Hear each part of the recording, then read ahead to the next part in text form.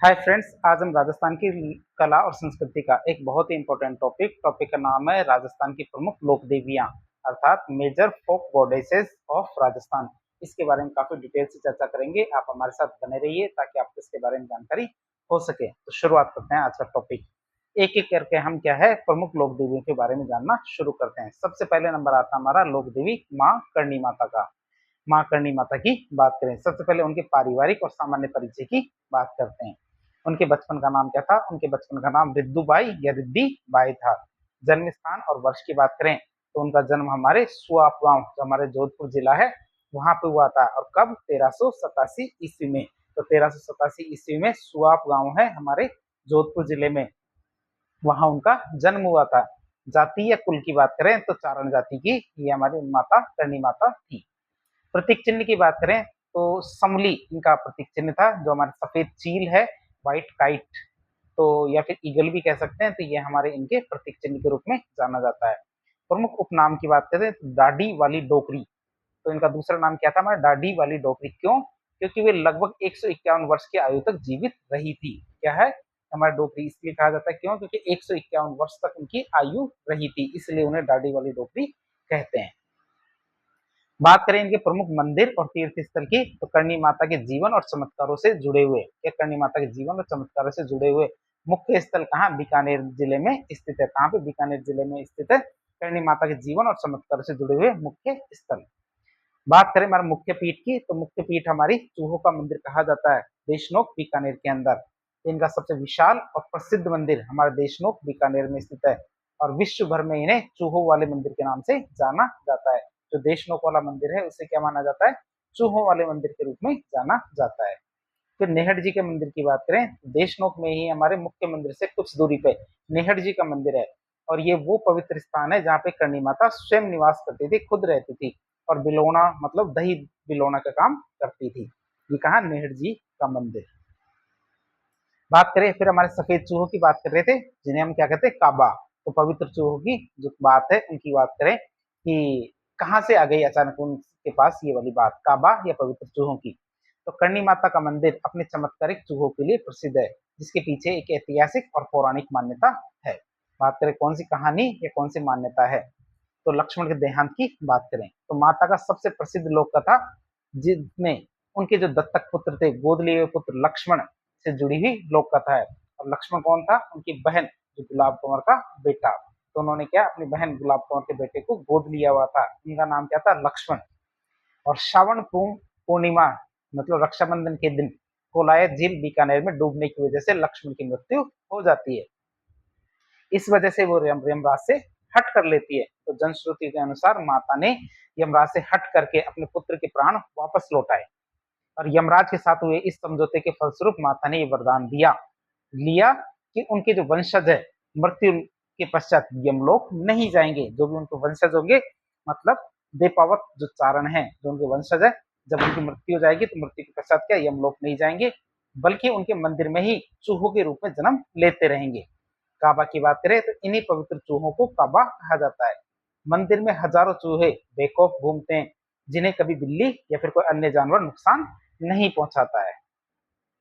सफेद काबा की बात करें तो हजारों काले चूहों के बीच यदि किसी भक्त को सफेद चूहा मतलब सफेद काबा के दर्शन हो जाए तो उसे क्या है? करणी माता का विशेष आशीर्वाद मिलता है, और ये क्या अत्यंत शुभ माना जाता है। फिर बात करें इनकी इष्ट देवी और पूजा पद्धति की तो तेमड़े राय माता, क्या तेमड़े राय माता इनकी इष्ट देवी थी।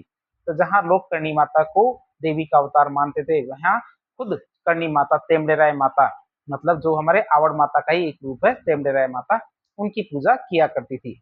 तेमड़े राय माता का मंदिर भी देशनोक बीकानेर में ही स्थित है। फिर बात करें चारण चर्चाएं की तो करणी माता की स्तुति, आरती और उनके जीवन की महिमा गाने के लिए क्या? करणी माता की स्तुति, आरती और उनके जीवन की महिमा गाने के लिए चारण समुदाय में जो विशेष भजन और गीत गाए जाते हैं उन्हें हम चर्चा कहते हैं। तो आप याद रखेंगे चर्चा किसे कहते हैं? चर्चा हमारे करणी माता की स्तुति, आरती और उनके जीवन की जो महिमा गाने के लिए जो चारण समुदाय में विशेष रूप से भजन या फिर गीत गाए जाते हैं उन्हें चर्चा कहते हैं। परीक्षा में आए हुआ प्रश्न। अब हम देखेंगे जो लोक देवी अगली जीर्ण माता। जीर्ण माता की बात करते हैं, करणी माता की हमने बात कर ली। तो सामान्य परिचय और मंदिर स्थापत्य की बात करते हैं। तो जीण माता का मुख्य मंदिर हमारा रेवासा सीकर के अंदर है। तो रेवासा में डबल मात्रा भी आ सकती है, एक मात्रा भी आ सकती है, दोनों में हमारी बात सेम है कि उनका जो मुख्य मंदिर है वो कहाँ है, रेवासा सीकर में। बात करें मंदिर का निर्माण किसने कराया, तो मंदिर का निर्माण हमारे चौहान राजा पृथ्वीराज प्रथम के शासनकाल में, तो उनके सामंत हट्टड़ मोहिल या हट्टड़ मोहिल ने इनका निर्माण करवाया था, आप इसे याद रखेंगे। और किनके शासन में, चौहान राजा पृथ्वीराज प्रथम के शासनकाल में हमारे जीण माता के मंदिर का निर्माण करवाया था। बात करें इन्हें किनका अवतार माना जाता है और किनके स्वरूप की बात करें तो इन्हें माता दुर्गा मतलब शक्ति का अवतार माना जाता है। माता दुर्गा का अवतार माना जाता है हमारी जीण माता को। कुल देवी इष्ट देवी की बात करें तो जीण माता चौहान वंश की इष्ट देवी है, आप इसे याद रखेंगे। जीण माता क्या हमारे चौहान वंश की इष्ट देवी या कुल देवी है। प्रमुख मान्यताएं और परंपराओं की बात करें तो अढ़ाई पहले शराब की बात उनसे जुड़ी हुई है। तो जीण माता के मंदिर में माता को अढ़ाई पहले मतलब ढाई पहले श्राद्ध चढ़ाने की विशिष्ट रस्म अदा की जाती है। वहां पे क्या है, अढ़ाई पहला, तो फिर ढाई पहला क्या है, शराब चढ़ाया जाता है। फिर मधुमक्खी की देवी की बात करें तो इन्हें भंवरों या फिर मधुमक्खी की देवी के रूप में भी पूजा जाता है। बात करें मधुमक्खी की देवी के रूप में इन्हें क्यों पूजा जाता है, इसके पीछे एक कहानी है। कहानी की बात करें तो औरंगजेब और मधुमक्खियों का चमत्कार कहानी का शीर्षक है। जीण माता के चमत्कार की घटना राजस्थान के इतिहास में बहुत ज्यादा प्रसिद्ध है। तो बात करते कौन सी घटना थी, तो मुगलों के द्वारा आक्रमण किया गया। लोक मान्यता के अनुसार देखें, जब मुगल बादशाह औरंगजेब की सेना जब मुगल बादशाह औरंगजेब की सेना हिंदू मंदिरों को खंडित कर रही थी, हिंदू मंदिर को खंडित कर रही थी, खंडित करते हुए जीण माता के मंदिर को तोड़ने के लिए पहुंच जाती है। तो माता के चमत्कार से वहां मधुमक्खियों मतलब भंवरों का एक विशाल झुंड प्रकट होता है। इस वजह से देखें तो सेना की हार हो जाती है। तो इन भंवरों ने मुगल सैनिकों पर इतना भयंकर आक्रमण किया कि पूरी की पूरी सेना को लहूलुहान होकर उल्टे पांव भागना पड़ा था। फिर औरंगजेब के पश्चाताप की बात करें तो माता के इस उग्र रूप को देखकर घबरा गए औरंगजेब ने अपनी भूल स्वीकार की और माता से क्या क्षमा मांगी।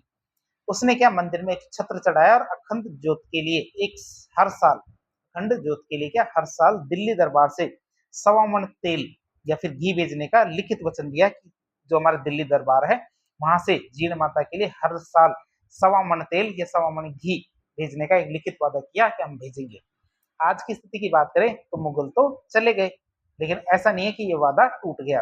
वर्तमान स्थिति की बात करें तो मुगलों के द्वारा शुरू की गई परंपरा आज भी जीवित है और वर्तमान में भारत की केंद्र सरकार के द्वारा जीण माता के मंदिर की ज्योति के लिए 1.25 मन घी भेजा जाता है। अब हम देखेंगे इनके जीण माता के लोक साहित्य और गायन परंपरा की बात करें तो सबसे लंबा लोकगीत की बात करें तो राजस्थान में सभी लोक देवताओं और देवियों में जीण माता का लोकगीत सबसे लंबा है, जिसे हम क्या कहते हैं, चिरजा कहते हैं। गायन शैली की बात करें तो इस गीत को जो हमारे चिरजा है, इस गीत को कनफटे जोगी गाते हैं। कौन गाते हैं, कनफटे जोगी गाते हैं। वाद्य यंत्र की बात करें तो गीत गाते समय कनफटे जोगी मुख्य रूप से डमरू और सारंगी वाद्य यंत्रों का प्रयोग करते हैं। तो किस वाद्य यंत्र का प्रयोग करते हैं, डमरू और सारंगी वाद्य यंत्र का प्रयोग करते हैं जब भी चिरजा नामक गीत गाए जाते हैं। और सबसे लंबा लोकगीत किसका है, हमारे जीण माता का। अब बात करते हैं एक और कहानी हमारी जीण माता से जुड़ी हुई है और वो कहानी है उनके भाई हर्ष भैरव की। बात करें तो भाई बहन के प्रेम और तपस्या की कहानी है जीण माता और हर्ष भैरव की। जीण माता के इतिहास के साथ उसके भाई हर्ष का इतिहास भी गहराई से जुड़ा हुआ। बात करें किसकी, तो उनके बीच में विवाद हो जाता है, ग्रह त्याग होता है। बात करें क्या है, जीण माता और उनके भाई हर्ष के बीच में असीम प्रेम था। लोक कथाओं के अनुसार देखें तो एक बार जीण माता और उनकी भाभी जो हर्ष की पत्नी है उनके बीच में इस बात को लेकर विवाद हो जाता है कि हर्ष किसे ज्यादा प्रेम करते हैं, किसे ज्यादा स्नेह करते हैं। पनघट से लौटते समय हर्ष ने अनजाने में मतलब उन दोनों के बीच में शर्त लगती है, मतलब जीण माता में और उनकी भाभी मतलब हर्ष की पत्नी में, दोनों में क्या शर्त लगती है।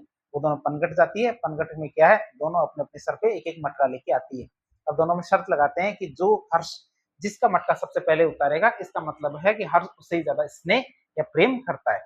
तो पनघट से लौटते समय हर्ष ने अनजाने में क्या किया, अपनी पत्नी के सिर से मटकी पहले उतार दी, जिससे जीण माता ज्यादा नाराज हो जाती है, उनपे वो ज्यादा आहत होती है और घर छोड़कर सीकर की जो रेवासा है उनकी पहाड़ियों में जाके घोर तपस्या में लीन हो जाती है।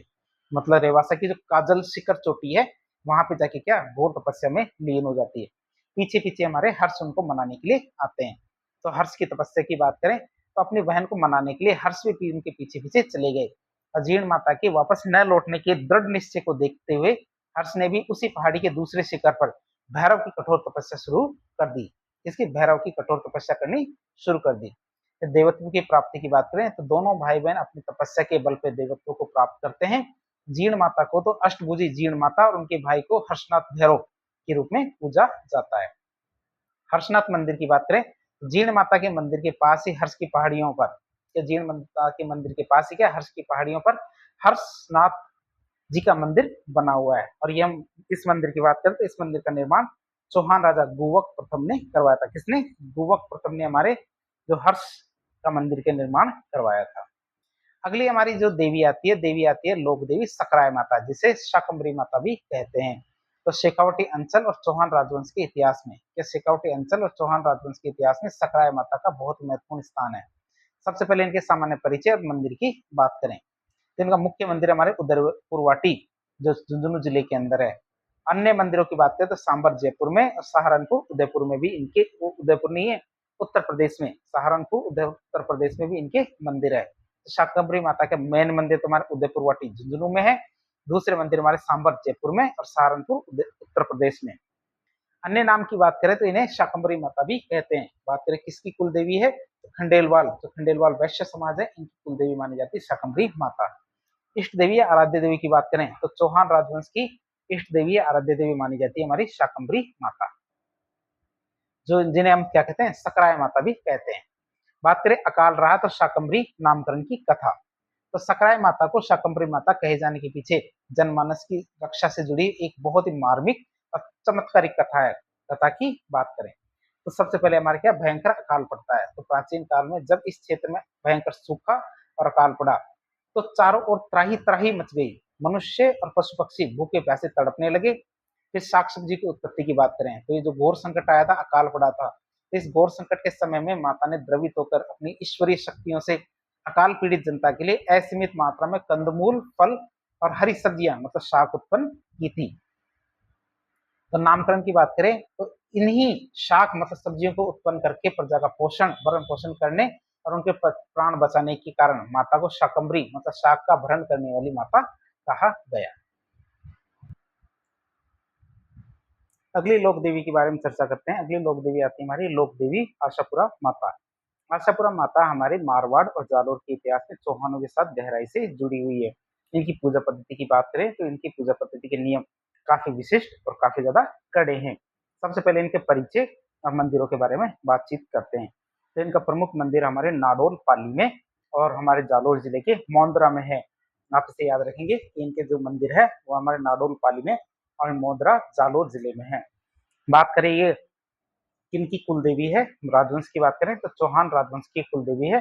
विशेषकर वो भी कौन से, नाडोल और जालोर के, क्या नाडोल और जोहार जालोर के जो सोनगरा चौहान है उनकी ये कुल देवी है चौहान राजवंश की। फिर बात करें समाज की तो बिस्सा ब्राह्मणों की कुल देवी है। समाज के रूप में देखें तो बिस्सा ब्राह्मणों की और राजवंश के रूप में देखें तो चौहान राजवंश के, जो भी खासकर कौन से नाडोल और जालोर के सोनगरा चौहानों की। हमने इसके बारे में पहले देख लिया कि इनकी पूजा पद्धति काफी ज्यादा कड़ी है। तो इनके बारे में डिटेल से देखें तो पूजा की विशिष्ट परंपराएं मान्यताओं की। तो आशापुरा माता की आराधना में महिलाओं के लिए कुछ विशेष नियम बनाए गए हैं जो क्या करते हैं अन्य लोक देवियों के मंदिरों में आमतौर पर देखे नहीं जाते। जैसे इनके मंदिर में घूंघट की अनिवार्यता है। तो माता की पूजा करते समय जो सुहागन महिलाएं होती हैं या फिर कन्याएं होती हैं पूर्ण मर्यादा में सिर पर घूंघट लेकर निकलती है, मतलब घूंघट के साथ ही मंदिर के अंदर प्रवेश करती है। मेहंदी का निषेध की बात करें तो पूजा के समय हाथों में मेहंदी लगाना पूरी तरह से वर्जित है, मतलब मेहंदी लगे हाथों से आप पूजा नहीं कर सकते। अब इसका क्या कारण है? इसका कारण यह है क्योंकि इसके पीछे एक पौराणिक कारण है। कारणों की बात करें तो लोक मान्यता के अनुसार प्राचीन काल में किसी घटना के कारण, तो किसी घटना की वजह से माता मेहंदी लगे हाथों से की गई पूजा या दर्शन से रुष्ट मतलब नाराज हो गई थी। क्यों? क्योंकि एक महिला ने माता आशापुरा माता की पूजा कर दी थी और वो भी कैसे, मेहंदी लगे हाथों से। इस वजह से माता इनसे रुष्ट हो गई और उसी घटना के बाद से समाज में कठोर नियम बना दिया गया कि माता के दरबार में जो भी महिलाएं पूजा करने आएंगी वो हाथों में मेहंदी नहीं लगाएंगी। अगली माता की बात करें, अगली माता आती है हमारे लोक देवी आई माता। आई माता की बात करें तो ये हमारी जो शिष्या है किनकी, रामदेव जी महाराज की। तो बात करें इनके आई माता की। तो आई माता का इतिहास सांप्रदायिक सौहार्द, समाज सुधार और चमत्कारिक मान्यताओं का एक अद्भुत संगम है। इनके मंदिरों की बात करें तो इनका मुख्य मंदिर कहाँ है, बिलाड़ा, जो वर्तमान जो जोधपुर ग्रामीण जिला है पहले वाला, वहां पे है, जबकि अब वर्तमान में तो कहाँ, ये जोधपुर में ही है। ये जोधपुर ग्रामीण है, ये ग्रामीण जिला अब कैंसिल हो गया है, क्या हो गया, केवल जोधपुर रह गया है। कुलदेवी की बात करें तो किन की कुलदेवी है, ये सिरवी समाज की कुलदेवी है, आप इसे याद रखेंगे। जो आई माता है ये सिरवी समाज की कुलदेवी है। इनके गुरु की बात करें तो इनके गुरु कौन है, लोक देवता रामदेव जी महाराज। तो रामदेव जी महाराज की प्रमुख शिष्या रही थी। बात करें इनके पंथ की तो इन्होंने आई पंथ शुरू किया था। आई पंथ की स्थापना की थी किन्होंने, आई माता ने। तो बात करें आई पंथ की तो आई पंथ में कुल 11 नियम हुआ करते थे। बात करें इनसे संबंधित कुछ विशिष्ट शब्दावली की बात करें तो आई माता के मंदिरों को हिंदू मुस्लिम एकता के प्रतीक के रूप में विशिष्ट नामों से जाना जाता है, जैसे बढ़ेर दरगाह। तो बढ़ेर किसे कहेंगे, आई माता का जो मुख्य मंदिर है बिलाड़ा जोधपुर में, या थान है, उसे हम क्या कहते हैं, बढ़ेर कहते हैं। आई माता का जो मुख्य मंदिर जो बिलाड़ा जोधपुर में है उसे हम बढ़ेर कहते हैं। दरगाह की बात करें तो आई माता के जो छोटे छोटे अन्य मंदिर है तो देवरे हैं, उनको क्या बोलते हैं, दरगाह कहा जाता है। अब उनके सामाजिक योगदान और चमत्कार की बात करें, आई माता के सामाजिक योगदान और चमत्कार की बात करें, कैसे उनके दीपक से केसर टपकती है। सामाजिक समरसता की बात करें तो अपने गुरु रामदेव जी की भांति ही हमारे भांति के आई माता ने भी समाज में व्याप्त भेदभाव और छुआछूत है इसको कम करने का भागीरथ प्रयास किया, मतलब काफी कठिन प्रयास किया और हिंदू मुस्लिम एकता का संदेश दिया। अखंड ज्योति से केसर की बात करें तो आई माता के जो बिलाड़ा स्थित जो मंदिर है बढ़ेर जिसे कहते हैं, उनकी सबसे बड़ी विशेषता यही है कि यहाँ सदियों से प्रज्वलित जो अखंड दीपक है उसकी लौ से काजल की बजाय क्या है, केसर टपकती है। आप इसे याद रखेंगे, काजल की बजाय क्या, केसर टपकती है, और वो भी क्या, सदियों से। श्रद्धालु क्या है, इसी पवित्र केसर को माता के साक्षात चमत्कार के रूप में अपनी आंखों में आते हैं, मतलब आंखों में लगाते हैं। आप इसे याद रखें, काजल नहीं टपकती बल्कि क्या, केसर टपकती है। अगली माता की बात करें, अगली लोक देवी कौन सी आती है, लोक देवी आती है हमारी लोक देवी सच्ची आई माता और औसिया के मंदिर की बात करें तो लोक देवी सच्ची आई माता की बात करें तो उनका मुख्य मंदिर औसिया, तो वही जो जोधपुर ग्रामीण जिला नहीं है, अब केवल जोधपुर रह गया है। पहले अभी जैसे गहलोत के टाइम पे अशोक गहलोत जी हमारे मुख्यमंत्री थे राजस्थान के, तब उस समय जोधपुर ग्रामीण जिला बना था, लेकिन वर्तमान में ये जोधपुर में ही शामिल हो गया है। कुल देवी की बात करें जो हमारे सच्ची आई माता है, ये किनकी कुल देवी है, तो हमारे ओसवाल की, ओसवाल है, ओसवाल जैन समाज, उनकी कुल देवी हमारे कौन, सच्ची आई माता। बात करें हमारे सच्ची आई माता के कौन कौन से मंदिर है, मतलब जोधपुर में औसिया के कौन कौन से मंदिर है उनकी बात करें तो औसिया को अपने प्राचीन और भव्य मंदिरों की वजह से राजस्थान का भुवनेश्वर कहा जाता है, जहाँ पर हमारे गुजर प्रतिहार मतलब महामारू शैली में कई मंदिर बने थे। और वो कौन कौन से मंदिर है औसिया के, कई बार परीक्षा में पूछा जा चुका है। जैसे सूर्य मंदिर है तो सूर्य मंदिर इसे राजस्थान का कोणार्क भी कहा जाता है। हरिहर मंदिर ये पंचायतन शैली में बना हुआ मंदिर है। महावीर स्वामी जैन मंदिर तो वत्सरात प्रतिहार के समय बनाया गया मंदिर है। पीपला माता मंदिर तो हमारे औसिया के मंदिर है, उसमें हमारे 4 मंदिर है, कौन कौन से, खास खास सूर्य मंदिर, हरिहर मंदिर, महावीर स्वामी जैन मंदिर और पीपला माता मंदिर। तो 2 टॉपिक हमने इसके अंदर देख लिए, कौन कौन से, एक तुम्हारा सचियाई माता, तो सचियाई माता की बात करें तो ओसवाल जैनों की कुल देवी है और कहाँ पे इनका मंदिर, ओसिया जोधपुर में। और ओसिया की बात साथ ही साथ देख लिया, ओसिया में और कौन कौन से मंदिर है, सूर्य मंदिर, हरिहर मंदिर, महावीर स्वामी जैन मंदिर और पीपला माता मंदिर। अगली हमारी लोक देवी आती है, लोक देवी लटियाल माता। लोक देवी का नाम है हमारे लटियाल माता। ये फलोदी अंचल में लटियाल माता की बहुत गहरी लोक मान्यता है। कहाँ पे, फलोदी अंचल में हमारे लटियाल माता की बहुत गहरी लोक मान्यता है। परिचय की बात करें तो इनका मुख्य मंदिर कहाँ है, फलोदी। क्यों, क्योंकि अब फलोदी एक नया जिला बन गया, पहले पहले फलोदी जोधपुर में पड़ता था। तो ये कहाँ है इनका मंदिर, फलोदी के अंदर। कुलदेवी की बात करें तो कल्ला ब्राह्मणों की कुलदेवी है। क्या, कल्ला ब्राह्मणों की कुलदेवी हमारी लठियाल माता। अन्य नाम की बात करें तो खेजड़ बेरी राय भवानी, इनका अन्य नाम क्या है, खेजड़ बेरी राय भवानी इनका अन्य नाम है। फिर बात करें इनके नामकरण की, इनको लठियाल माता क्यों कहा जाता है, इनका लठियाल नाम क्यों रखा गया, तो जनश्रुतियों और लोक मान्यताओं के अनुसार देखें तो माता की जो बाल थे, लटे थी, ये बहुत लंबे और घने थे और इन्हीं लंबी लटों के कारण इन्हें लठियाल माता कहा गया। फिर बात करें इनका खेजड़ी से महत्व की बात करें तो माता का मंदिर खेजड़ी वृक्ष के पास होने की वजह से खेजड़ बेरी राय भवानी भी इन्हें कहा जाता है। क्यों, क्योंकि इनका जो मंदिर होता है वो कहाँ बनाया जाता है, खेजड़ी के वृक्ष के पास। कल्ला ब्राह्मण समुदाय खेजड़ी के वृक्ष की विशेष पूजा करते हैं। तो कल्ला ब्राह्मण समुदाय है तो ये हमारे लटियाल माता है, इनकी तो पूजा करते ही करते हैं, साथ में हमारे खेजड़ी के वृक्ष की पूजा भी करते हैं। अगली लोक देवी आती है मेरे लोक देवी चामुंडा माता। तो चामुंडा माता मारवाड़ की इतिहास और राठौड़ और प्रतिहार राजवंश की आस्था का प्रमुख केंद्र रही है। चामुंडा माता है ये क्या, हमारे मारवाड़ के इतिहास राठौड़ और प्रतिहार राजवंश की आस्था का केंद्र रही है। सबसे पहले चामुंडा माता की ऐतिहासिक पृष्ठभूमि और परिचय की बात करें तो इनका मुख्य मंदिर हमारे कहाँ है, मेहरानगढ़ दुर्ग, जो जोधपुर जिला है। तो जोधपुर जिले में जो मेहरानगढ़ दुर्ग है, चिड़िया टूक पहाड़ी पर, वहां पे हमारे इनका मंदिर है। प्रमुख देवी की बात करें तो मंडोर के गुर्जर प्रतिहार राजवंश की प्रमुख देवी है शुरुआत में, फिर मूर्ति का हस्तांतरण कर दिया गया। शुरू में हमारे मंडोर में थी, कालांतर में मारवाड़ के शासक राव जोधा ने माता की मूर्ति को मंडोर से लाए और मेहरानगढ़ दुर्ग में इसको स्थापित कर दिया। तो शुरुआत में तो ये कहाँ पे थी, हमारे मंडोर की गुर्जर प्रतिहार राजवंश की देवी थी। फिर इनका मूर्ति का स्थानांतरण कर दिया हमारे राव जोधा ने, और कहाँ लिया है, मेहरानगढ़ दुर्ग में। इन्हीं के टाइम पे क्या है, हमारे मेहरानगढ़ दुखांतिका हुई थी। इनकी बात करें, ये राजस्थान की समकालीन इतिहास की बहुत ही बड़ी दुखद और परीक्षा की दृष्टि से बहुत ही महत्वपूर्ण घटना है। परीक्षा में बार बार पूछा जाता है। घटना कब हुई, 30 सितंबर 2008 को नवरात्रि का समय चल रहा था। कहाँ पे हुई, चामुंडा माता मंदिर परिसर में, मेहरानगढ़ दुर्ग में, जोधपुर में। हुआ क्या, भगदड़ मच गई। क्या वहां पे भगदड़ मच गई, और भगदड़ मचने की वजह से सैकड़ों श्रद्धालुओं की वहां पे मृत्यु हो जाती है। बात करें इसकी जांच के लिए एक आयोग की स्थापना की गई। तो इस हृदय विदारक घटना की विस्तृत जांच के लिए राज्य सरकार के द्वारा जसराज चोपड़ा आयोग का गठन किया गया था, ताकि पता लग सके कि भगदड़ क्यों मची और इसके पीछे कौन जिम्मेदार है। अगली लोक देवी आती है लोक देवी तनोट माता। लोक देवी तनोट माता की बात करें तो भारत पाकिस्तान सीमा पर स्थित तनोट माता का मंदिर अदम्य आस्था और चमत्कारों का साक्षात प्रमाण देता है। बात करें इनके सामान्य परिचय और मान्यताओं की, तो मुख्य मंदिर कहाँ है, हमारे तन्नौट के अंदर, जैसलमेर जिले में, और वो भी कहाँ पे, भारत पाकिस्तान की सीमा के पास में हमारे ये मंदिर है। बात करें इनके दूसरे नामों की, जिन्हें थार की वैष्णो देवी और रुमाल वाली देवी भी कहा जाता है।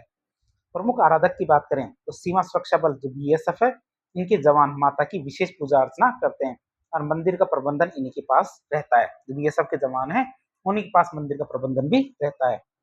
बात करें इनसे संबंधित कौन कौन सी खास बातें हैं, खास बातों की बात करें तो ऐतिहासिक युद्ध और बमों के चमत्कार की बात करें तो 1965 का भारत पाकिस्तान युद्ध की बात है, जब क्या है, तनोट माता की सबसे प्रसिद्ध कहानी हमारे 1965 के भारत पाकिस्तान युद्ध से जुड़ी हुई है। चमत्कार क्या हुआ, सैन्य इतिहास और लोक आस्था के अनुसार देखें तो उस भयंकर युद्ध के दौरान पाकिस्तानी सेना ने माता के मंदिर और उसके आसपास के क्षेत्र में 3000 से अधिक गोले या बम दागे थे, परंतु माता के चमत्कार के कारण मंदिर परिसर में एक बम भी विस्फोटित नहीं हुआ और मंदिर को खरोच तक नहीं आए।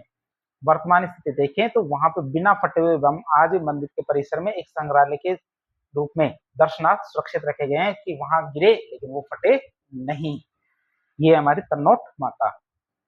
अगली माता आती हमारी लोक देवी स्वांगिया माता। लोक देवी स्वांगिया माता की बात करें तो जैसलमेर के भाटी राजवंश का इतिहास स्वांगिया माता के उल्लेख के बिना अधूरा रहता है। भाटी राजवंश की बात करें, स्वांगिया माता की बात ना हो, ये सही नहीं है। स्वांग स्वांग का अर्थ होता है और इससे जुड़ी हुई पुरानी कथा बहुत ही रोचक है। भाई इनका क्या, स्वांगिया माता नाम क्यों रखा गया और इनसे जुड़ी हुई कौन कौन सी कथाएं हैं, इसके बारे में हम देखेंगे। उससे पहले हम देखेंगे इनका सामान्य परिचय और इनका क्या क्या प्रतीक है। इसके सामान्य परिचय में देखिए तो इनका मंदिर कहाँ पे है, हमारा भादरिया जैसलमेर जिले के अंदर। जैसलमेर जिले में जो भादरिया नाम की जगह है, वहां पे स्वांगिया माता का मुख्य मंदिर है। कुल देवी की बात करें तो जैसलमेर के भाटी राजवंश की एक कुल देवी है। जैसलमेर के भाटी राजवंश की कुल देवी है, और इन्हें क्या, उत्तर भट्ट की वाड़, मतलब उत्तर की ढाल भी कहा जाता है। उत्तर भट्ट की वाड़ या फिर उत्तर की ढाल कहा जाता है। बात करें इनके प्रतीक चिन्ह की तो इनका प्रतीक चिन्ह हमारे सुगंध चिड़िया, तो सुगंध चिड़ी इसकी इनकी जो प्रतीक चिन्ह है। राज चिन्ह की बात करें तो जैसलमेर रियासत के राज चिन्ह में सुगंध चिड़ी के हाथ में मुड़ा हुआ भाला या स्वांग दर्शाया गया है। स्वांग देख सकते हैं, जो मुड़ा हुआ भाला है यही स्वांग है। बात करें हमारे, इसीलिए इनको स्वांगिया माता कहा जाता है। विशिष्ट प्रतीक की बात करें तो भूमिगत पुस्तकालय स्वांगिया माता के मुख्य मंदिर क्षेत्र जो भादरिया जैसलमेर में है, या भादरिया जैसलमेर में जो स्वांगिया माता का मुख्य मंदिर क्षेत्र है, उनमें क्या है, एक बहुत विशाल और प्रसिद्ध भूमिगत पुस्तकालय अंडरग्राउंड लाइब्रेरी बनी हुई है। अब बात करते हैं उनकी, जो स्वांगिया माता, स्वांगिया नामकरण हुआ था उसके पीछे कौन सी कहानी है। जरासंध का भाला, शाब्दिक अर्थ है, स्वांग का शाब्दिक अर्थ होता भाला। बात करें कथा की पृष्ठभूमि क्या है, कि लोक मान्यता के अनुसार जब भगवान श्री कृष्ण के वंशज मतलब यादव या भाटी की बात करते, मगध नरेश जरासंध से युद्ध में हार गए थे। मतलब जब भगवान श्री कृष्ण के वंशज मगध नरेश जरासंध से युद्ध में हार गए थे, तो उन्होंने कृष्ण से उपाय पूछा कि हम क्या करें। तो कृष्ण ने बताया कि जब तक जरासंध के पास देवी से प्राप्त विशेष भाला है, तब तक उसे कोई भी हरा नहीं सकता है, जो भाले की बात है। तो देवी का वरदान और युद्ध की बात करें तो यादवों ने देवी को प्रसन्न करके वह भाला वापस मांगने का वरदान मांगा। जब देवी ने जरासंध से भाला मांगा तो जरासंध ने इनकार कर दिया, तो देवी ने जरासंध से युद्ध किया। फिर भाले के मुड़ने की बात करें तो युद्ध के दौरान जरासंध से भाला मतलब छीनते समय वह आगे से मुड़ गया और माता ने उसी मुड़े हुए भाले को धारण कर लिया। भाले मतलब स्वांग को धारण करने की वजह से देवी का नाम स्वांगिया माता पड़ जाता है। परंपरा की बात करें तो इस घटना की स्मृति में भाटी राजवंश आज भी अपने प्रतीक के रूप में मुड़ा हुआ स्वांग या त्रिशूल प्रयुक्त करता है, इसीलिए उनका नाम स्वांगिया माता पड़ा। अगली देवी आती है लोक देवी आवड़ माता। क्या आवड़ माता की बात करें तो जैसलमेर अंचल में आवड़ माता की बहुत अधिक मान्यता है। तो बात करें तो स्वांगिया माता, तेमड़ेराय माता, आवड़ माता सभी क्या है एक ही ईश्वरीय शक्ति के विभिन्न रूप माने जाते हैं। आप इसे याद रखेंगे। कौन कौन सी? हमारे स्वांगिया माता, तेमड़ेराय माता और आवड़ माता तीनों क्या एक ही शक्ति के रूप माने जाते हैं। बात करें इनके मुख्य मंदिर की तो इनका मुख्य मंदिर जैसलमेर में है। इष्ट देवी की बात करें तो जैसलमेर की भाटी राजवंश की इष्ट देवी है। जैसलमेर की भाटी राजवंश की इष्ट देवी है। अगली रात जो हमारी लोक देवी आती है, लोक देवी सुंदा माता, जिसे जो क्या है चामुंडा माता का अवतार है। तो जालोर जिले की इतिहास और पर्यटन दोनों दृष्टियों से देखें तो सुंदा माता का मंदिर बहुत ज्यादा इंपॉर्टेंट है। सबसे पहले इनका सामान्य परिचय और भौगोलिक स्थिति के बारे में देखते हैं। मुख्य मंदिर कहाँ है? जसवंतपुरा की पहाड़ियां जो भीनमाल जालोर में है, वहां पे हमारे लोक देवी सुंदा माता का मुख्य मंदिर है। मूल स्वरूप की बात करें तो ये हमारे चामुंडा माता जो है उनके जो मूल स्वरूप है, जिन्हें हम क्या कहते हैं सुंदा माता कहते हैं। नामकरण की बात करें इनका सुंदा माता नाम कैसे पड़ा? जसवंतपुरा की पहाड़ियों में स्थित जिस पहाड़ी पे ये मंदिर है उसे सुंदा पहाड़ी कहा जाता है। तो सुंदा पर्वत पर विराजमान होने की वजह से इन्हें लोकमानस में सुंदा माता कहा जाता है। इनसे संबंधित कौन कौन से तथ्य है और कौन कौन सी मान्यता है उनकी बात करें तो केवल मस्तक की पूजा, सिर या मस्तक की पूजा की बात करें तो यह इस मंदिर की सबसे अनूठी विशेषता है कि इस पवित्र गुफा में देवी के पूरे शरीर की नहीं बल्कि केवल उनके सिर या मस्तक की पूजा की जाती है। इन्हीं कारण इसे अघटेश्वर भी कहा जाता है, अघटेश्वरी भी कहा जाता है। मतलब इनमें शरीर नहीं है, केवल सिर है, इसलिए इसे क्या इन्हें क्या कहा जाता है? अघटेश्वरी। फिर बात करें रोपवे की तो सुंदा माता मंदिर में श्रद्धालुओं की सुविधा के लिए रोपवे स्थापित किया जा चुका है और राजस्थान का पहला रोपवे जिसे हमारे 2006 में शुरू किया गया था सुंदा माता मंदिर के लिए। अगली हमारी लोक देवी आती है लोक देवी शीतला माता। लोक देवी शीतला माता की बात करें तो शीतला माता चेचक की देवी कहलाती है, बच्चों की देवी चेचक की देवी। तो शीतला माता की बात करें तो शीतला माता पूरे राजस्थान में ग्रामीण और शहरी दोनों ही अंचलों में समान रूप से पूजनीय है। इनके सामान्य परिचय मंदिर स्थापत्य की बात करें तो इनका मुख्य मंदिर कहाँ पड़ता है? शील की डूंगरी चाकसू, जो हमारे जयपुर ग्रामीण जिला है। अभी ग्रामीण शब्द हट गया है, केवल जयपुर जिले में ही रह गया है। जयपुर में हमारे चाकसू जगह है, वहां पे शील की डूंगरी पे हमारे शीतला माता का मंदिर है। मंदिर के निर्माण की बात करें तो किसने कराया? तो जयपुर के महाराजा सवाई माधो सिंह ने हमारे जो शीतला माता मंदिर का निर्माण करवाया था। इनके वाहन की बात करें तो इनका वाहन है गधा मतलब डंकी। पुजारी की बात करें तो कुम्हार जाति के लोग इनके पुजारी है।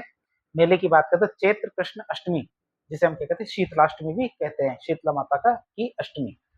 तो मेला भरता हमारे चैत्र कृष्ण अष्टमी के दिन।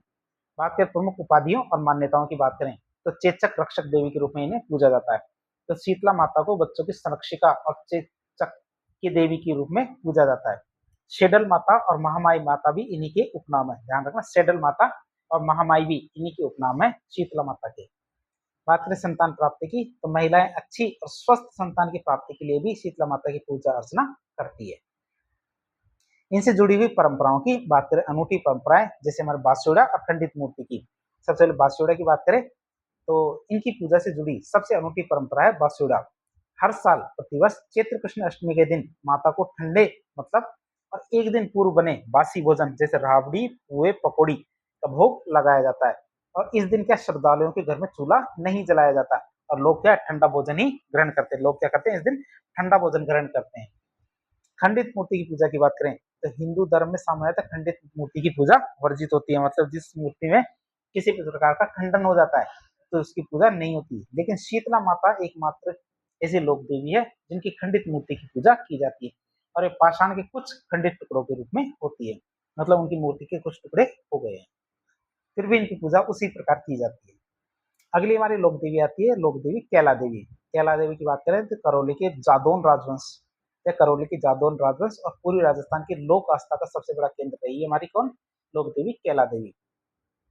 इनकी सामान्य परिचय और भौगोलिक स्थिति की बात करें तो इनका मुख्य मंदिर हमारे कहाँ है, त्रिकुट पहाड़ी, करौली जिले की त्रिकुट पहाड़ी पर हमारा इनका मुख्य मंदिर है।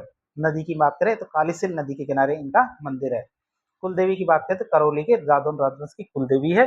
अवतार की बात करें तो महालक्ष्मी और महायोगिनी, महालक्ष्मी या फिर हमारे महायोगिनी इनके के अवतार है और इन्हें भगवान श्री कृष्ण की बहन माना जाता है।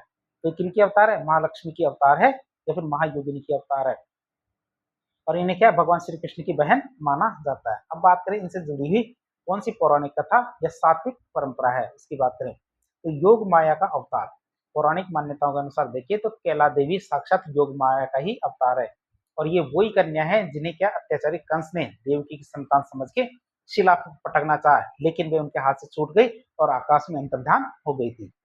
तो सात्विक पूजा की बात करें तो कैला देवी के दरबार की सबसे अनोखी विशेषता ये है कि यहाँ पूर्णतः क्या सात्विक पूजा होती है और किसी भी प्रकार की मांस मदिरा या पशु बलि पूरी तरह से निषेध है कैला देवी में।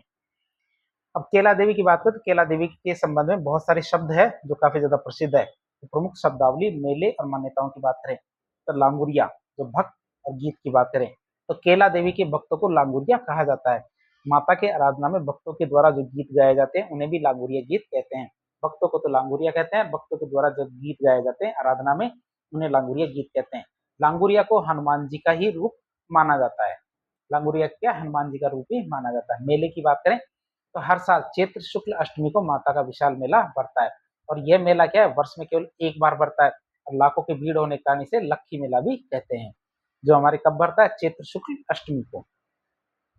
फिर बोहरा भगत की छतरी की बात करें तो कैला देवी के मंदिर के ठीक सामने बोहरा भगत की छतरी स्थित है। मान्यता यह है कि यहाँ झाड़ फूक के से छोटे बच्चों की जो बीमारियां हैं उनका इलाज किया जाता है। झाड़ फूक से क्या किया जाता है, छोटे छोटे बच्चे होते हैं उनकी बीमारी का इलाज किया जाता है। कहाँ पे, बोहरा भगत की छतरी पे।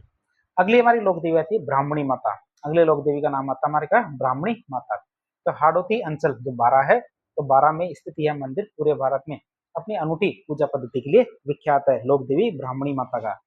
इनके सामान्य परिचय की बात करें और अनूठी पूजा की, इनका मुख्य मंदिर है सोरसन बारा में। सोरसन बारा में इनका मुख्य मंदिर है। मेले की बात करें तो माघ शुक्ल सप्तमी को इनका मेला भरता है। कब, माघ शुक्ल सप्तमी को इनका मेला भरता है। मेले की विशेषता की बात करें तो ब्राह्मणी माता का मेला मुख्य रूप से गधों के मेले के रूप में होता है। जो इनका मेला है वो क्या है, मुख्य रूप से गधों का मेला होता है। इनकी जो पूजा पद्धति की बात करें विशेषता की, तो इनकी क्या, पीठ की पूजा की जाती है। तो ब्राह्मणी माता राजस्थान और यहाँ पे देखें तो पूरे भारत की एकमात्र ऐसी लोक देवी है जिनकी पीठ की पूजा होती है, जहाँ यहाँ क्या माता की पीठ का ही श्रृंगार किया जाता है, पीठ को ही भोग लगाया जाता है। भक्त भी पीठ, देवी की पीठ के ही दर्शन करने आते हैं। तो ब्राह्मणी माता के बारे में आप याद रखेंगे, पीठ की ही पूजा होती है और जो इनका मेला है मुख्य रूप से गधों का मेला होता है। अगली हमारी लोक देवी आती है लोक देवी छीक माता। या लोक देवी छीक माता की बात करें तो जयपुर के स्थानीय जनमानस में इस देवी की गहरी आस्था है, विशेषकर हमारे मौसमी बीमारी को देखिए। इनसे संबंधित कौन कौन सी मान्यताएं उनकी बात करें तो मुख्य मंदिर कहाँ है, हमारे जयपुर में, जो भी कहाँ, गोपाल जी का रास्ता है ना, भवानीपुरा, गोपाल जी के रास्ते में। तो यदि आप जयपुर आएंगे तो चार दीवारी के अंदर हमारे गोपाल जी का रास्ता, वहां पे हमारे लोक देवी छीक माता का मंदिर है। फिर बात करें इनका मेला बढ़ता है माघ शुक्ल सप्तमी को, इनका मेला हमारे माघ शुक्ल सप्तमी को मेला बढ़ता है। बात करें रोग निवारण की मान्यता की तो अकारण छीकों से मुक्ति, तो लोक मान्यताओं अनुसार देखिए छीक माता की आराधना मुख्य रूप से क्या, लगातार आने वाली जो अकारण छींक होती है, बिना कारण की, जब किसी को छींक आने लगती है, एक्सेसिव स्नीजिंग होती है और जुकाम या नाक गले से जुड़ी अन्य मौसमी बीमारियां होती हैं, तो इन बीमारियों से तुरंत मुक्ति पाने के लिए क्या है, ये माता आशीर्वाद देती है। जनश्रुति की बात करें तो जनमानस में ये गहरी आस्था होती है, यदि कोई व्यक्ति अत्यधिक छींक आने की व्याधि से पीड़ित है तो माता के दरबार में सच्चे मन से ढोक लगाए और प्रसाद चढ़ाए तो उनका कष्ट दूर हो जाता है। विशेष रूप से 56 भोग सामान्य प्रसाद चढ़ाता है तो उनकी जो जो बीमारी है, और वो भी कौन सी, अत्यधिक छींक आने की, वह दूर हो जाती है। अगली हमारी लोक देवी आती है लोक देवी हमारी ज्वाला माता। ज्वाला माता की बात करें तो जयपुर अंचल में कछवाहा राजवंश के इतिहास से जुड़ी ये बहुत ही महत्वपूर्ण शक्तिपीठ है। सामान्य परिचय की बात करें तो इनका मुख्य मंदिर हमारे जोबनेर में है, जो भी हमारे क्या है, जयपुर में। ये फिर वही ग्रामीण जिला वाली बात है, ग्रामीण जिला वाली चीज खत्म हो गई, अब कहाँ है, जयपुर में। इष्ट देवी की बात करें तो कछवाहा राजवंश की खंगारोत शाखा की इष्ट देवी हमारी कौन? हमारी ज्वाला माता। अब ज्वाला माता से जुड़ी हुई पौराणिक कथा क्या है इसकी बात करें तो शक्तिपीठ की स्थापना क्या है? तो सती की घुटना ये जानू बात करें जो ज्वाला माता की, तो पौराणिक मान्यता के अनुसार देखें जब भगवान शिव माता सती के भस्म हुए शरीर को लेकर ब्रह्मांड में अत्यधिक क्रोधित अवस्था में घूम रहे थे, भ्रमण कर रहे थे, तब भगवान विष्णु के सुदर्शन चक्र ने से कट के माता सती का घुटना या जानू जोबनेर के इसी स्थान पे आके गिरा था। मतलब जो घुटना था माता सती का, जो सुदर्शन चक्र की कटने की वजह से कहाँ गिरा? जोबनेर में। और इसी वजह से हमारी ये ज्वाला माता यहाँ पे अवतरित होती है। शक्तिपीठ की बात करें, इसी अंग गिरने की वजह से यहाँ क्या इस सिद्ध शक्तिपीठ की स्थापना होती है, जिसे आज हम क्या है ज्वाला माता के नाम से पूजते हैं। अगली हमारी लोक देवी आती है, लोक देवी आवरी माता। लोक देवी आवरी माता की बात करें तो चित्तौड़गढ़ जिले में स्थित यह जो मंदिर है असाध्य शारीरिक रोग खासकर देखें तो लकवे के चमत्कारिक उपचार के लिए पूरे राजस्थान में विख्यात है लोक देवी आवरी माता। सामान्य परिचय मान्यता की बात करें तो इनका मुख्य मंदिर है निकुंभ चित्तौड़गढ़ जिले में। यहाँ पे निकुंभ चित्तौड़गढ़ जिले में इनका मुख्य मंदिर है। विशेष मान्यता की बात करें तो यहाँ क्या लकवाग्रस्त जो पैरालाइज्ड लोग हैं इनका चमत्कारिक रूप से इलाज किया जाता है। इनका लकवाग्रस्त जो लोग होते हैं इनका चमत्कारिक रूप से इलाज किया जाता है। इनके दरबार में हमारे लोक देवी या लोक देवी आयुरी माता। बात करें अनूठी उपचार परंपरा कृतज्ञता स्वरूप भेंट की तिवाड़िया और जलकुंड की बात करें तो इस मंदिर प्रांगण की सबसे अनूठी विशेषता यह है कि यहाँ बनी दो विशेष तिवाड़ियां। अब तिवाड़ी किसे कहते हैं? दरवाजे नुमा सकड़ी सकड़ी दो खिड़कियां हैं उनकी बात करते हैं। और ऐसी मान्यता है कि लकवाग्रस्त जो रोगी है उनको इस तिवाड़ियों के बीच में से निकालने और मंदिर के पवित्र जलकुंड में स्नान करवाने से माता की ईश्वरीय कृपा होती है और रोगी पुनः अपने पैरों पर चलने लगता है। तो खिड़की है, खिड़की में से उन्हें निकाला जाता है रोगी को, लकवाग्रस्त रोगी को, और उसके बाद क्या है जो पवित्र कुंड है उस कुंड में उनको स्नान कराया जाता है। इसके बाद ये माता की कृपा होती है और उनका लकवा ठीक हो जाता है। फिर सोने चांदी के अंग की बात करें, पूर्ण रूप से रोग मुक्त होने के पश्चात श्रद्धालु माता के चरणों में कृतज्ञता प्रकट करते हुए सोने या चांदी के अंग मतलब हाथ पैर के प्रतीक या अन्य भेंटें चढ़ाते तो माता के लकवा निवारक स्वरूप का जीवन प्रमाण है। मतलब काफी लोगों ने ये चढ़ाए हैं। अगली हमारी जो लोक देवी आती है लोक देवी बडली माता। लोक देवी बडली माता की बात करें, आवरी माता की तरह चित्तौड़गढ़ जिले की बडली माता का मंदिर भी अपनी विशेष तिवाड़ियों और रोग निवारक के लिए प्रसिद्ध है। लेकिन यहाँ मुख्य रूप से क्या छोटे छोटे बच्चे होते हैं इनका इलाज किया जाता है। बडली माता की बात करें तो बडली माता के परिचय और मान्यता की बात करें तो सबसे पहले देखें इनका मंदिर। मंदिर कहाँ है बडली माता का? हमारे अकोला चित्तौड़गढ़ में। अकोला चित्तौड़गढ़ के अंदर क्या है हमारे बडली माता का मंदिर है। विशेष मान्यता की बात करें तो इस मंदिर में बीमार और कमजोर छोटे जो बच्चे हैं उनका इलाज किया जाता है। बीमार छोटे बच्चे हैं उनको तो इलाज किया जाता है हमारे कहाँ अकोला चित्तौड़गढ़ में जो बडली माता का मंदिर है। फिर उपचार परंपरा और विशिष्ट भेंट की बात करें तो हमारे यहाँ पे भी तिवाड़ियां हैं, तिवाड़िया और तांती की बात करें तो आवरी माता की तरह ही इस मंदिर परिसर में भी दो विशेष तिवाड़ियां मतलब दरवाजे नुमा खिड़की बनी हुई है। अब बीमार बच्चे को इन तिवाड़ियों के बीच से निकालने और माता के नाम की जो तांती मतलब जो पवित्र धागा है बांधने से बच्चों का रोग चमत्कारिक रूप से शीघ्र दूर होने की मान्यता है। तो लोहे के त्रिशूल की बात करें तो बच्चे के पूर्ण रूप से स्वस्थ होने और मन्नत पूरी होने के पश्चात श्रद्धालुओं के द्वारा माता के चरणों में लोहे के त्रिशूल चढ़ाने की एक अनूठी परंपरा है। और ये जो हमारे चढ़ावे और भेंट से संबंधित कई बार परीक्षा में प्रश्न पूछा जाता है। अगली लोक देवी की बात करते हैं। अगली लोक देवी आती है हमारी लोक देवी महामाया। महामाया देवी की बात करें तो मेवाड़ अंचल में बच्चों के स्वास्थ्य और रक्षा के लिए महामाया की अत्यंत गहरी लोक मान्यता है। बात करें इनकी तो इनका मुख्य मंदिर कहाँ पे है? हमारे उदयपुर जिले के मावली नामक गांव के अंदर हमारे इनका मुख्य मंदिर है। बात करें इनकी मुख्य उपाधि की तो इनको शिशु रक्षक लोक देवी की उपाधि दी जाती है लोक देवी महामाया की। अगली हमारी लोक देवी आती है लोक देवी अंबिका माता। अंबिका माता की बात करें तो यह मंदिर क्या है अपनी उत्कृष्ट महामारू स्थापत्य कला, आप इसे याद रखिए कौन सी लोक देवी है जिनका स्थापत्य कला मंदिर का स्थापत्य कला किससे संबद्ध है? हमारे महामारू स्थापत्य कला से। तो ये इसका जवाब रहेगा हमारी लोक देवी अंबिका माता। और मूर्ति कला के लिए राजस्थान के इतिहास में अत्यंत प्रसिद्ध है लोक देवी अंबिका माता का मंदिर। मुख्य मंदिर कहाँ है? हमारे उदयपुर जिले में जगत नाम की जगह पर। विशेष उपाधि की बात करें तो जगत स्थित अंबिका माता के मंदिर को मूर्ति कला की भव्यता के कारण मेवाड़ का खजुराहो कहा जाता है। आप इसे याद रखेंगे, इन्हें मेवाड़ का खजुराहो कहा जाता है किसे? लोक देवी अंबिका माता के मंदिर को। अगली लोक देवी आती है हमारी लोक देवी आमज माता। आमज माता की बात करें तो राजसमंद जिले के जनजातीय अंचल में देवी की विशेष आराधना की जाती है। लोक देवी आमज माता की पूजा कहाँ की जाती है? राजसमंद जिले के जनजातीय क्षेत्र में। मुख्य मंदिर की बात करें, इनका मुख्य मंदिर राजसमंद जिले के रिछेड नाम की जगह पे है। रिछेड नाम की जगह है राजसमंद जिले में, वहां पे हमारे लोक देवी आमज माता का मुख्य मंदिर है। मुख्य प्रमुख आराधक की बात करें तो भील जाति के लोग या भील जनजाति के लोग मुख्य रूप से आमज माता की पूजा करते हैं। लोक देवी आमज माता की पूजा कौन करता है? भील जनजाति के लोग, और वो भी कहाँ के? राजसमंद जिले के खासकर। अगली लोक देवी आती है हमारी लोक देवी त्रिपुरा सुंदरी। त्रिपुरा सुंदरी माता की बात करें तो वागड़ अंचल जो बांसवाड़ा है, तो बांसवाड़ा में स्थित यह सिद्ध शक्तिपीठ राजस्थान की राजनीति और जनमानस दोनों में बहुत ही आस्था का केंद्र माना जाता है। लोक देवी त्रिपुरा सुंदरी, त्रिपुरा या त्रिपुर सुंदरी में इन्हें कह सकते हैं। जो हमारी राजस्थान की इससे पहले की महिला मुख्यमंत्री थी वसुंधरा राजे, उनकी लोक देवी थी हमारी कौन? त्रिपुरा सुंदरी। सामान्य परिचय की बात करें तो मुख्य मंदिर कहाँ है? उमराई, तलवाड़ा के पास में, जो बांसवाड़ा जिला है, तो बांसवाड़ा जिले में तलवाड़ा के पास उमराई नाम की जगह है, वहां पे हमारे लोक देवी त्रिपुरा सुंदरी का मंदिर है। अन्य नाम की बात करते हैं, इन्हें हमारे तुरताई माता भी कहते हैं। तुरताई माता हमारे त्रिपुरा सुंदरी माता को ही कहते हैं।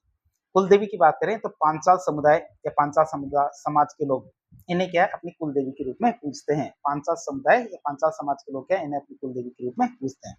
बात करें इनका त्रिपुर सुंदरी नाम पड़ने का कारण क्या है? तो प्राचीन काल में ये क्या हमारे तीन प्रमुख दुर्ग, जिन्हें पुर कहते हैं, दुर्ग मतलब पुर, शिवपुर, विष्णुपुर और शक्तिपुर, इनसे घिरा हुआ था।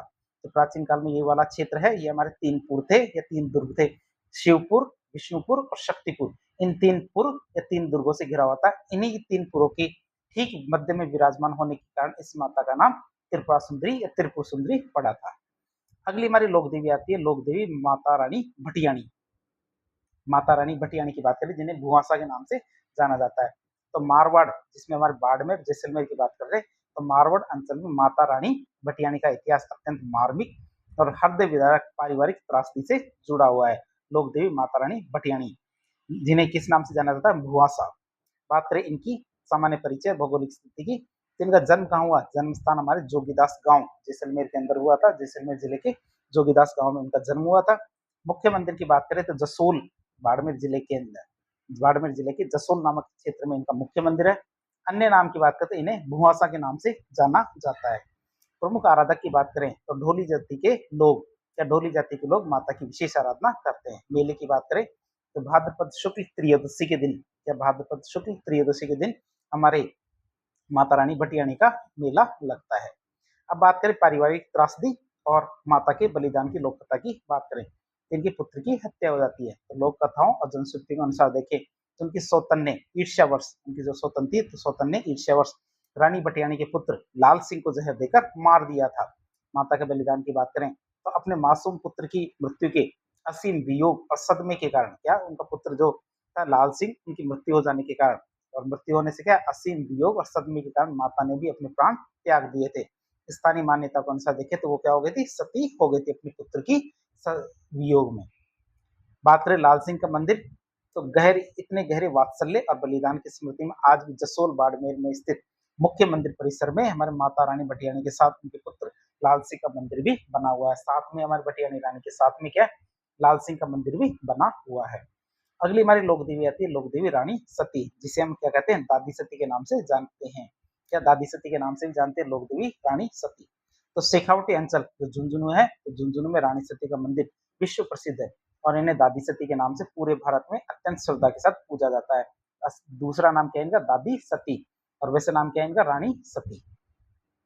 सामान्य परिचय की बात करें इनका सामान्य परिचय क्या है? इनका वास्तविक या मूल नाम क्या था? नारायणी देवी। अन्य प्रचलित नाम था हमारे दादी सती। पति के नाम की बात करें तो तंदन दास अग्रवाल, तंदन दास अग्रवाल इनके पति का नाम था। मुख्य मंदिर की बात करें तो झुंझुनू राजस्थान में इनका मुख्य मंदिर है। मेला की बात करें तो मेला कब बढ़ता है? भाद्रपद अमावस्या के दिन हमारे रानी सती का मेला बढ़ता है। ऐतिहासिक शौर्य और बलिदान की जनश्रुति की बात करें तो धोखे से हत्या की बात करें तो ऐतिहासिक जनश्रुति के अनुसार देखिए तो नारायणी देवी का विवाह तंदन दास जी के साथ हुआ था और एक सुंदर घोड़ी को लेके, क्या एक सुंदर घोड़ी को लेके हुए संघर्ष में हिसार के नवाब के सैनिकों के द्वारा, जो हिसार है हरियाणा में पड़ता है, तो हरियाणा के हिसार के नवाब के सैनिकों के द्वारा तंदन दास जी की धोखे से हत्या कर दी जाती है। तो इसके बाद जो माता थी तो माता ने रणचंडी का रूप लिया और प्रतिशोध लिया। तो अपने पति की हत्या के बाद वीरांगना नारायणी देवी ने रणचंडी का रूप धारण किया और उन्होंने अदम्य साहस के साथ दुश्मनों का संहार किया और अपने पति की मृत्यु का प्रतिशोध या फिर बदला लिया। फिर सतीत्व के पालन की बात करें तो दुश्मनों का नाश करने के पश्चात उन्होंने सतीत्व धर्म का पालन करते हुए अपने पति की चिता के साथ ही सती होकर अपने प्राण त्याग दिए थे। अनूठी पूजा पद्धति की बात करें तो त्रिशूल की पूजा, इनकी क्या है, त्रिशूल की पूजा की जाती है। तो झुंझुनू के इस विशाल और भव्य मंदिर के गर्भगृह में माता की कोई पारंपरिक मूर्ति या आइडल नहीं है। मूर्ति के स्थान पे क्या है, मूर्ति के स्थान पे शक्ति के प्रतीक के रूप में उनके जो त्रिशूल है, त्रिशूल की पूजा की जाती है। तो रानी सती की क्या है, कोई मूर्ति नहीं है मंदिर परिसर में, तो पूजा किसकी की जाती है, त्रिशूल की। अगली हमारी लोक देवी आती है, लोक देवी कौन सी, नारायणी माता। नारायणी माता की बात करें तो अलवर अंचल में स्थित यह देवी नाई और मीणा दोनों ही जनजातियों की आस्था का एक अद्भुत संगम देख मानी जाती है, लोक देवी नारायणी माता। नारायणी माता के हमारे सामान्य परिचय और मान्यता की बात करें, मूल नाम क्या था इनका, करमेती बाई। करमेती बाई इनका मूल नाम था। मुख्य मंदिर की बात करें तो बरवा पहाड़ी जो अलवर जिले में पड़ती है, वहां पे इनका मुख्य मंदिर है। कुल देवी की बात करें तो नाई जाति की ये कुल देवी है। नाई जाति या नाई समाज की कुल देवी हमारी कौन सी, नारायणी माता। प्रमुख आराधक की बात करें तो मीणा जाति के लोग माता की विशेष पूजा करते हैं। मीणा जाति के लोग क्या, माता की विशेष पूजा करते हैं।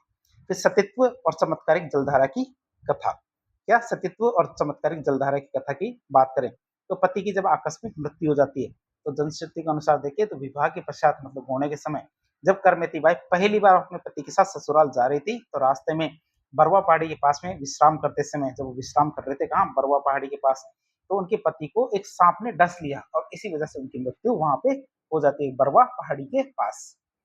तो मीणा समाज के सहयोग की बात करें तो इस दुखद घटना के बाद करमेती बाई ने अपने पति के साथ सती होने का प्रण लिया और उस समय वहां के जो स्थानीय मीणा समाज के लोग थे तो लोगों ने सती की चिता के लिए या सती की चिता के लिए लकड़ी इकट्ठा करने में उनकी बहुत ज्यादा सहायता की थी। फिर जलधारा या झरने के चमत्कार की बात करें, यदि आप नारायणी माता का मंदिर देखेंगे तो वहां पे एक निर्जर मतलब बहुत लंबे समय से जलधारा बहती रहती है। तो अपने प्राण त्यागने से पूर्व माता ने मीणा समाज की निस्वार्थ सेवा से प्रसन्न होकर उस क्षेत्र के जल संकट को दूर करने के लिए अपनी ईश्वरीय शक्ति से वहां एक चमत्कारिक जलधारा उत्पन्न की और ये झरना आज भी अरावली की इस सूखी पहाड़ी से निरंतर बहता रहता है। यदि आप जाएंगे तो ये जलधारा आपको देखने को मिलेगी। अगली हमारी लोक देवी आती है, लोक देवी केवाई माता। केवाई माता की बात करें तो नागौर जिले में स्थित यह मंदिर प्राचीन स्थापत्य कला और दहिया राजवंश के इतिहास की दृष्टि से बहुत ही ज्यादा महत्वपूर्ण है। कहाँ पे, नागौर जिले में लोक देवी केवाई माता का मंदिर। तो केवाई माता के सामान्य परिचय और ऐतिहासिक तथ्य की बात करें तो मुख्य मंदिर कहाँ है, किणसरिया, नागौर जिले के अंदर इनका जो मुख्य मंदिर है। कुलदेवी की बात करें तो दहिया राजपूतों की कुलदेवी है। मंदिर के निर्माण की बात करें तो किणसरिया में स्थित जो केवाई माता का जो भव्य मंदिर है इसका निर्माण हमारे चच दहिया ने करवाया था। किसने, चच दहिया ने हमारे इस मंदिर का निर्माण करवाया था केवाई माता की। अगली लोक देवी आती है हमारी लोक देवी दधिमती माता। दधिमती माता की बात करें तो नागौर जिले के ऐतिहासिक और पौराणिक स्थलों में हमारे दधिमती माता का मंदिर एक विशिष्ट स्थान या विशेष स्थान रखता है।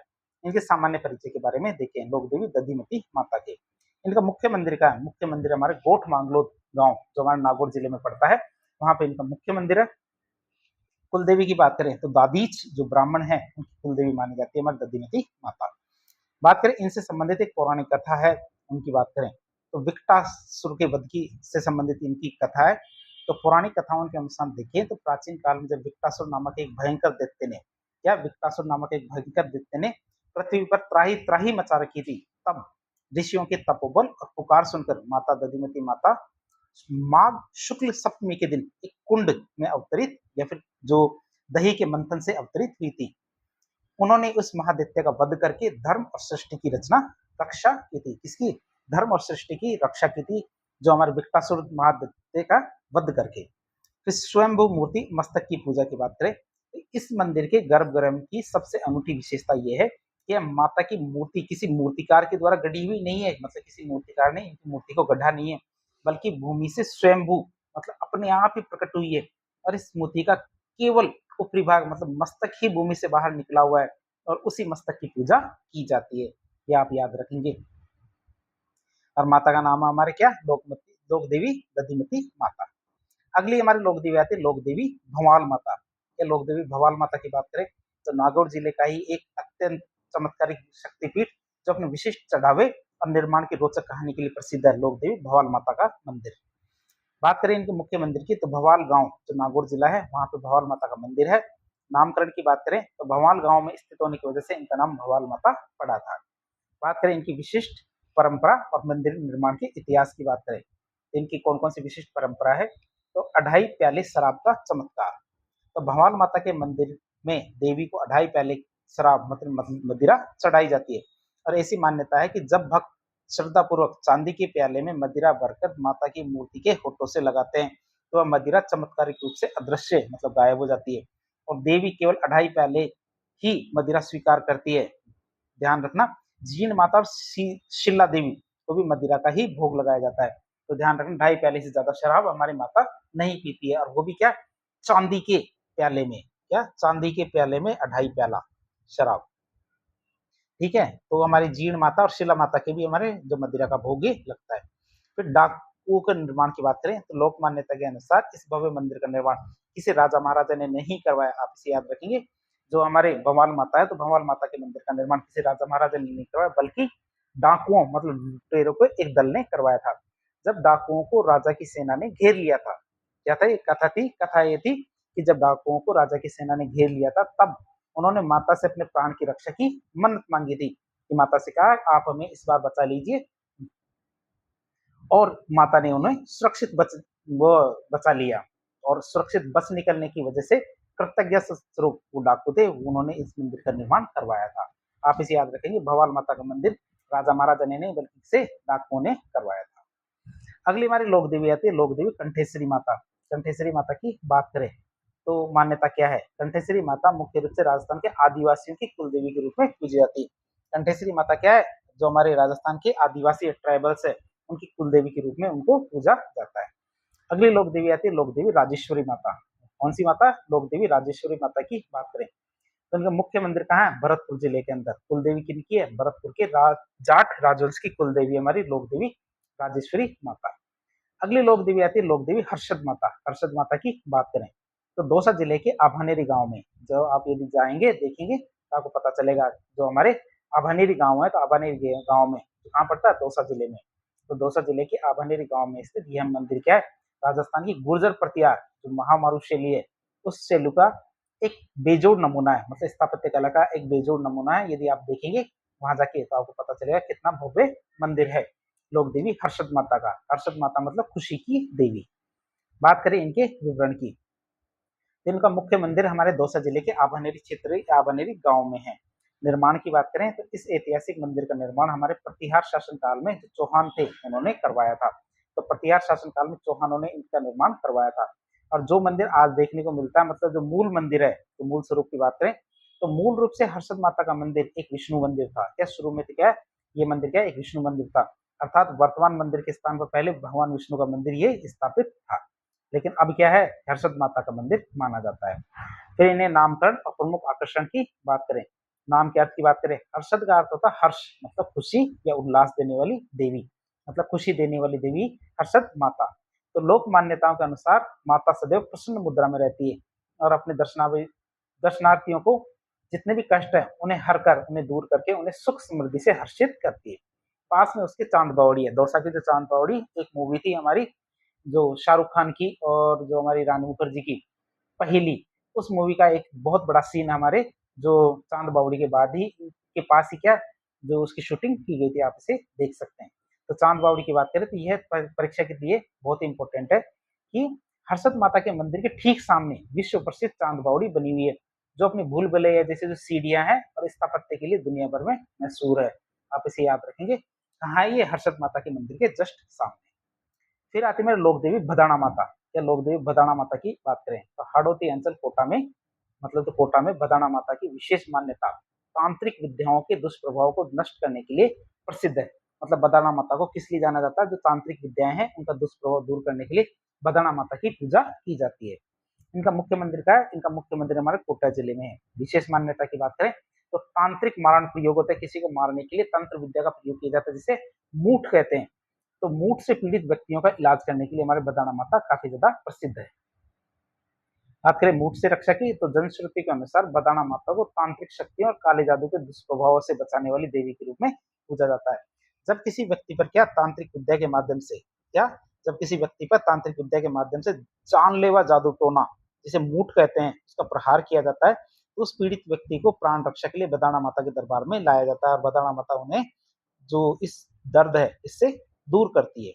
मतलब तंत्र विद्या के माध्यम से जो उन पे जादू टोना किया गया है उसको दूर करने का काम हमारे बदाना माता करती है। अगली लोक देवी आती है लोक देवी मरकंडी माता। मरकंडी माता की बात करें तो इनका मुख्य मंदिर कहाँ है? निमाज पाली में। मरकंडी माता का जो मंदिर है वो कहाँ है? निमाज पाली में। अगली हमारी लोक देवी आती है शेमकरी माता। शेमकरी माता की बात करें तो जालोर की ऐतिहासिक नगर भीलमाल में स्थित यह मंदिर सोलंकी राजवंश की आस्था का प्रमुख केंद्र रहा है। लोक देवी शेमकरी माता का मंदिर। इनसे संबंधित जानकारी की बात करें तो इनका मुख्य मंदिर हमारे भीलमाल जालोर में है। कुलदेवी की बात करें तो सोलंकी राजवंश की कुलदेवी हमारी। नामकरण और मान्यता की बात करें शेमकरी माता की तो शेम शब्द का अर्थ होता है कल्याण। शेम शब्द का अर्थ क्या होता है? कल्याण या फिर कुशल मंगल। धार्मिक मान्यता के अनुसार देखिए तो माता अपने नाम के अनुसार ही माता क्या है? अपने नाम के अनुसार ही भक्तों का सदैव कल्याण करने वाली और उन्हें हर प्रकार के कष्टों और संकटों से सुरक्षित रखने वाली पालनहार देवी है शेमकरी माता। अगली हमारी लोक देवी आती है लोक देवी जिलाडी माता। जिलाडी माता की बात करें तो मेवाड़ अंचल या मेवात अंचल जो हमारे अलवर क्षेत्र में है, तो मेवात अंचल में धर्म रक्षा के लिए जिलाडी माता का इतिहास अत्यंत गौरवशाली है। तो जिलाडी माता का इतिहास क्या किससे संबंधित है? ये हमारे मेवात अंचल से जो हमारे अलवर क्षेत्र में पड़ता है। बात करें इनके मुख्य मंदिर की जो हमारा बहरोड है, तो अलवर जिला बहरोड जो हमें अभी हमारे कोटपुतली बहरोड जिला है उस क्षेत्र में हमारे पड़ता है। तो हमारे जिलाडी माता है, तो जिलाडी माता का मंदिर कहाँ है? बहरोड में। प्रमुख योगदान की बात करें तो मुस्लिम आक्रांताओं से हिंदुओं की धर्म और प्राणों की रक्षा इन्होंने की थी। लोक देवी जिलाडी माता ने हमारे मुस्लिम आक्रांताओं से हिंदुओं के धर्म और प्राणों की रक्षा की थी। तो धर्मांतरण के विरोध की बात करें तो लोक मान्यताओं के अनुसार मध्यकाल में जब मुस्लिम शासकों के द्वारा मेवात और उसके आसपास के क्षेत्रों में मेवात और उसके आसपास के क्षेत्रों में हिंदुओं को जब बलपूर्वक मुस्लिम बनाया जा रहा था, तब जिलाडी माता आगे आई और उन्होंने इस क्रूर कृत्य का कड़ा विरोध किया था। धर्म रक्षा की बात करें तो इन्होंने अपनी ईश्वरीय शक्ति और पराक्रम से इन्होंने क्या किया? अपनी ईश्वरीय शक्ति और पराक्रम से शासकों के अत्याचारों को विफल कर दिया तथा अनेक हिंदुओं को जबरन जो धर्मांतरण किया जा रहा था उससे बचाया। फिर लोक देवी धौलागढ़ देवी की बात करें, लोक देवी धौलागढ़ देवी की बात करें तो इनका मुख्य मंदिर कहाँ है? अलवर जिले में। इनका मुख्य मंदिर कहाँ है? अलवर जिले में धौलागढ़ देवी का। अगली देवी आती है लोक देवी नकटी माता। नकटी मतलब नाक कटी माता। तो जयपुर ग्रामीण अंचल में जो हमारे जयपुर ग्रामीण अंचल में क्या है? ये मंदिर जो नकटी माता के मंदिर की बात करें तो अपनी खंडित प्रतिमा और नामकरण की रोचक कथा के लिए जाना जाता है नकटी देवी की। तो नकटी माता की बात करें तो इनका मुख्य मंदिर कहाँ है? जय भवानीपुरा या जय भवानीपुरा जयपुर जिले के अंदर इनका मुख्य मंदिर है। मूल स्वरूप की बात करें तो ये हमारे देवी भवानी दुर्गा है उनका मूल स्वरूप मानी जाती है। फिर चोरों से चेतावनी की बात करें तो मान्यता ये है कि प्राचीन काल में माता अपने चमत्कारों से गांव वालों को चोरों और लुटेरों के आने की पूर्व सूचना दे देती थी। गांव वालों को क्या है? चोरों और लुटेरों के आने की पूर्व सूचना दे देती थी और उन्हें सावधान कर देती थी, जिससे ग्रामीणों की संपत्ति और प्राणों की रक्षा होती थी।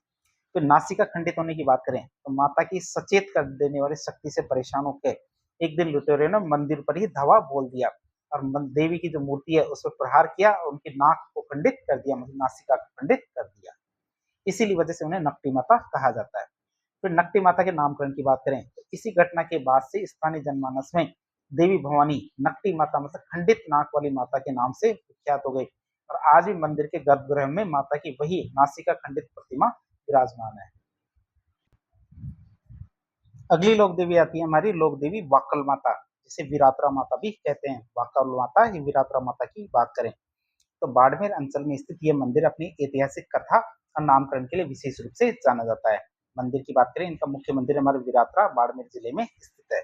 अन्य नाम की बात करें तो टेढ़ी गर्दन वाली देवी के रूप में इन्हें पूजा जाता है।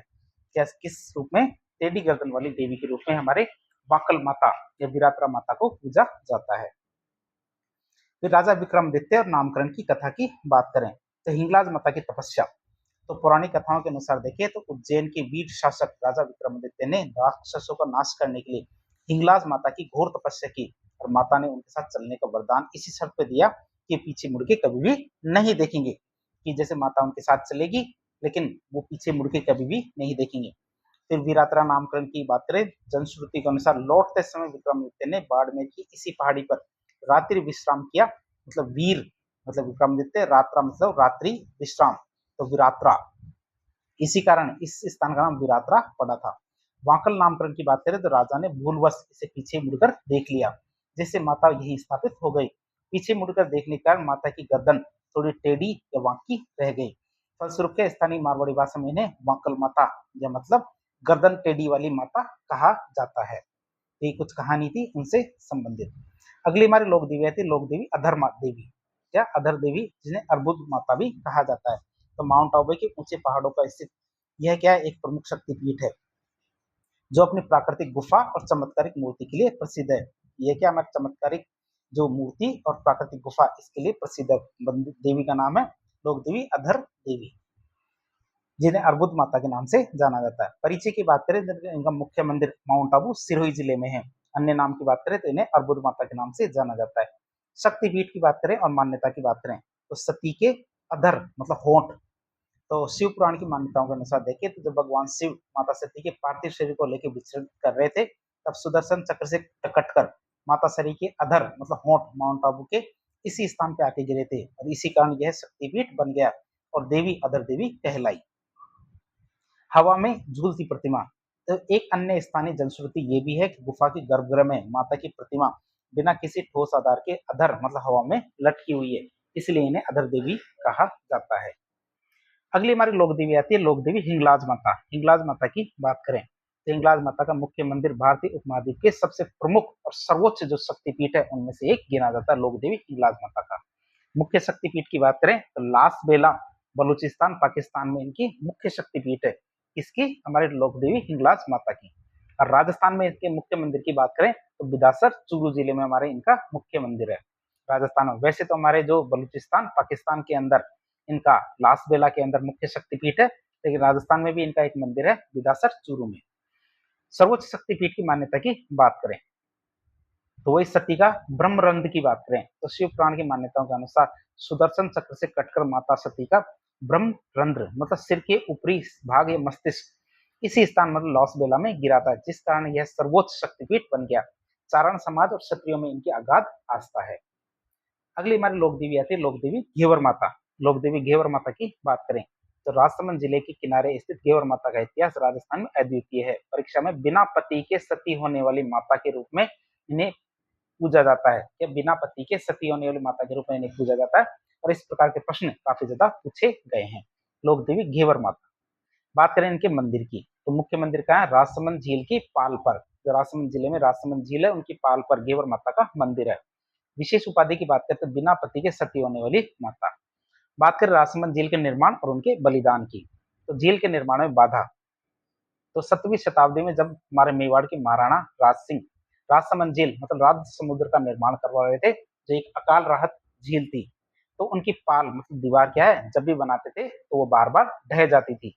तांत्रिक समाधान की बात करें तो तांत्रिकों ने ये सलाह दी कि यदि कोई ऐसी परम पवित्र कुंवारी कन्या जिसके बाल गाल जिसके बाएं गाल या आंख के नीचे जन्मजात को काला तिल हो, अपने हाथों से इस गांव बांध की नींव रखे, तभी ये निर्माण सफल हो पाएगा। तो तांत्रिकों ने ये सलाह दी थी। जो हमारे राजसमंद झील है तो राजसमंद झील की जो पाल है जब भी बनाते थे वो ढह जाती थी, तो तांत्रिकों ने सलाह दी थी कि कोई ऐसी परम पवित्र कुंवारी कन्या जिसके बाएं गाल मतलब आंख के नीचे जन्मजात काला तिल हो, अपने हाथों से इस बांध की नींव रखे, तभी यह निर्माण सफल होगा।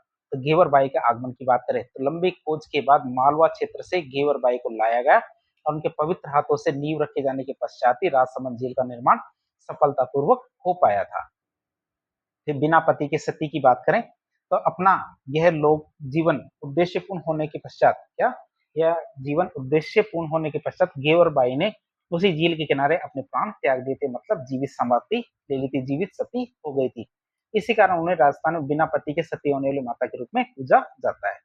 अगली हमारी लोक देवी आती है लोक देवी ब्राह्मणी माता, जिन्हें पल्लू माता भी कहते हैं। बात करें इनके बारे में तो बारह के सोरसन के अलावा ब्राह्मणी माता का यह मंदिर हनुमानगढ़ में अपनी विशेष मूर्ति के लिए प्रसिद्ध है। आप इसे याद रखें, ब्राह्मणी माता। मुख्य मंदिर की बात करें तो मुख्य मंदिर कहाँ है, हमारे हनुमानगढ़ जिले के अंदर, या हनुमानगढ़ जिले के अंदर पल्लू नामक जगह है, वहां पे इनका मुख्य मंदिर है।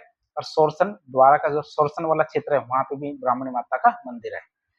बात करें इनकी विशेषता की तो कालिका माता या महाकाली की चमत्कारिक मूर्ति के रूप में इन्हें पूजा जाता है। किसके रूप में पूजा जाता है इन्हें? कालिका माता या जो महाकाली उनकी चमत्कारिक मूर्ति के रूप में इन्हें पूजा जाता है। तो कालिका माता की उपस्थिति की बात करें तो इस सिद्ध शक्तिपीठ की सबसे बड़ी और अनूठी विशेषता यह है कि यहाँ मुख्य गर्भगृह में ब्राह्मणी माता के ठीक साथ में, क्या जब ब्राह्मणी माता का जो मूर्ति है तो उनके ठीक साथ में कालिका माता या महाकाली की भी अत्यंत चमत्कारिक मूर्ति विराजमान है और भक्त इन दोनों देवियों को समान अगाध श्रद्धा से पूजते हैं। तो जो मंदिर है हमारे ब्राह्मणी माता का, तो उस मंदिर में ही कालिका माता की चमत्कारिक मूर्ति है। तो उस मंदिर परिसर की बात करें तो दोनों मूर्तियों को, ये दोनों देवी को जो भक्त है एक साथ पूजते हैं। अगली हमारी लोक देवी आती है लोक देवी चिलाई माता, जिसे चील माता भी कहते हैं। तो तवर राजवंश की जो लोक देवी है हमारी कौन सी कुल देवी, हमारी चिलाई माता, नाम है चील देवी। तो तंवर राजवंश के इतिहास और लोक आस्था में इस देवी का विशिष्ट स्थान है। कुल देवी की बात करें तो तंवर राजवंश की कुल देवी हमारी चिलाई माता है, चील माता, अन्य नाम है इनका चील माता। बात करें चील का रूप और शिशु रक्षा की कथा की बात करें तो ऐतिहासिक जनश्रुति के अनुसार प्राचीन काल में जब तंवर राजवंश के राजा जयरथ के पुत्र, क्या तंवर राजवंश के राजा थे जयरथ, और जयरथ के बेटे बालक जाटू सिंह, क्या बालक जाटू सिंह की बात करें उनके प्राण घोर संकट में थे। तो हमारे राजा जयरथ के पुत्र बालक जाटू सिंह के प्राण के घोर संकट में थे। तब माता ने साक्षात एक सफेद चील पक्षी का रूप धारण किया और उस कुल के नवजात शिशु की रक्षा की थी। नामकरण की बात करें तो चील का रूप धारण करके प्राण बचाने के इसी अद्भुत चमत्कार के कारण तंवर समाज अपनी कुल देवी को चिलाई माता या चील माता के नाम से पूजते हैं। अगली हमारी जो लोक देवी आती है लोक देवी चौथ माता। लोक देवी चौथ माता की बात करें तो सवाई माधोपुर अंचल और कंजर जनजाति की सबसे प्रमुख आराध्य देवी हमारी लोक देवी चौथ माता। राजस्थान में करवा चौथ के व्रत से भी इसका संबंध माना जाता है। मुख्य मंदिर की बात करें तो चौथ का बरवाड़ा सवाई माधोपुर जिले में जो गांव है वहां पे इनका मुख्य मंदिर है। कुल देवी की बात करें तो कंजर जनजाति की कुल देवी हमारी कौन? चौथ माता। अगली हमारी लोक देवी आती है लोक देवी जिलानी माता, जिन्हें जिलाड़ी माता भी कहते हैं। तो मेवात अंचल जो अलवर क्षेत्र है उसमें मुस्लिम आक्रांताओं से विरुद्ध धर्म रक्षा के लिए एक अत्यंत गौरवशाली नाम है हमारे कौन? जिलानी माता। मुख्य मंदिर की बात करें तो बहरोड जो अलवर जिला है, वर्तमान कोटपुतली बहरोड उस क्षेत्र में हमारी जिलानी माता जिलाड़ी माता का मंदिर है। जाति की बात करें तो गुर्जर जाति से संबंधित थी। प्रमुख योगदान की बात करें तो मुस्लिम सुल्तानों से यादव जो हिंदू है उनके धर्म और प्राणों की रक्षा इन्होंने की थी। फिर धर्मांतरण से रक्षा की ऐतिहासिक कथा की बात करें तो ऐसा माना जाता है कि मुस्लिम सुल्तानों ने यादवों के संतोरिया गोत्र के, क्या यादवों के संतोरिया गोत्र के हिंदुओं को बलपूर्वक मुस्लिम बनाने के लिए जेल में बंद कर दिया था। जो संतोरिया गोत्र के जो हिंदू थे उनको क्या है मुस्लिम बनाना था और वो बनना नहीं चाहते थे, इसलिए उनको क्या जेल में बंद कर दिया। फिर जेलदार और जिलानी गुर्जरी का साहस की बात करें तो जेलदार थे हमारे चूलीवाल तिवाड़ी। जेलदार कौन थे? चूलीवाल तिवाड़ी। तो उन्होंने साहस दिखाते हुए उन यादवों को आजाद कर दिया और उनके पश्चात इन यादवों को जिलाड़ी गुर्जरी ने सुरक्षित रूप से जंगल में छिपाया और मुस्लिम बनने मतलब धर्मांतरण से रोका।